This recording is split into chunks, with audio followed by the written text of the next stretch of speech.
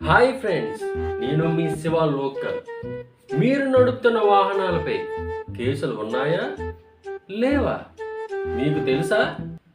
తెలియకపోతే పదండి తెలుసుకుందాం. ముందుగా క్రోమ్ బ్రౌజర్ ఓపెన్ చేసుకొని ఈ చలానా అని టైప్ చేయండి.